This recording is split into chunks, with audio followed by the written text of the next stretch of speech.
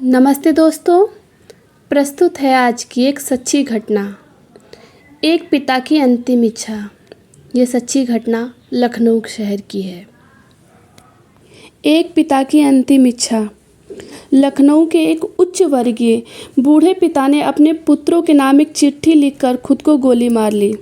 चिट्ठी क्यों लिखी और क्या लिखा, ये जानने से पहले संक्षेप में चिट्ठी लिखने की पृष्ठभूमि जान लेना जरूरी है।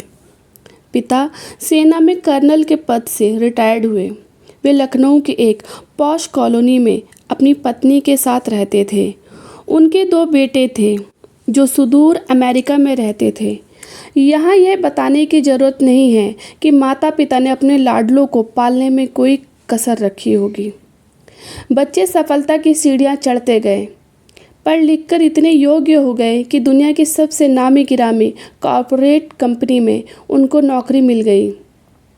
संयोग से दोनों भाई एक ही देश में लेकिन अलग अलग अपने परिवार के साथ रहते थे। एक दिन अचानक पिता ने रुआसे गले से बेटों को खबर दी, बेटे तुम्हारी माँ अब इस दुनिया में नहीं रही। पिता अपनी पत्नी की मिट्टी के साथ बेटों के आने का इंतजार करते रहे। एक दिन बाद छोटा बेटा आया जिसका घर का नाम चिंटू था। पिता ने पूछा, चिंटू मुन्ना क्यों नहीं आया? मुन्ना यानी बड़ा बेटा। पिता ने कहा, उसे फ़ोन मिला, पहली फ़्लाइट से आ जाए।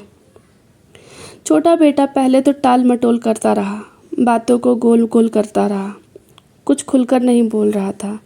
लेकिन वृद्ध फौजी पिता ने जैसे जिद सी पकड़ ली थी कि बड़ा बेटा आ जाए जल्दी से। छोटे बेटे के मुंह से एक सच निकल पड़ा।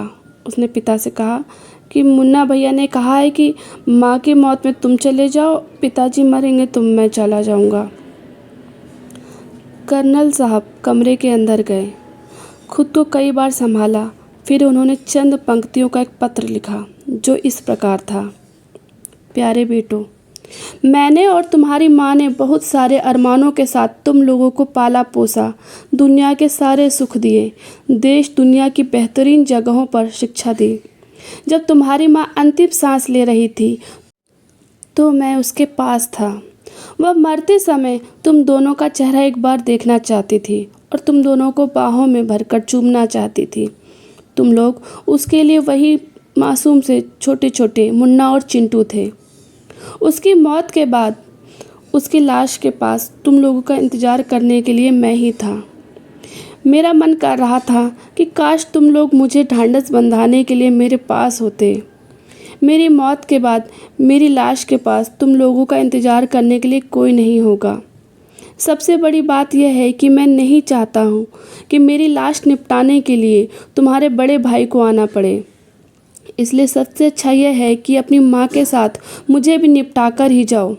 मुझे जीने का कोई हक नहीं है, क्योंकि जिस समाज ने मुझे जीवन भर धन के साथ सम्मान भी दिया, मैंने उस समाज को असभ्य नागरिक दिए।